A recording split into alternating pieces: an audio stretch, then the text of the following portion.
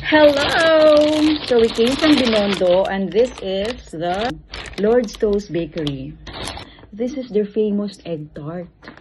Creator of the egg tart, now famous throughout Asia. So tingnan natin kung talagang, syempre, feeling ko masarap naman siya. Kasi pinagmamalaki nila. Smells good. Try natin yung isa.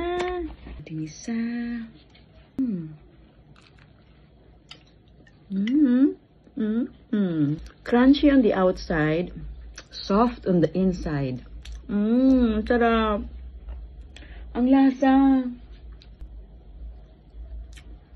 Now I know kung bakit siya famous. Now I know kung bakit siya pinipilahan. So this is box of 4 worth 220.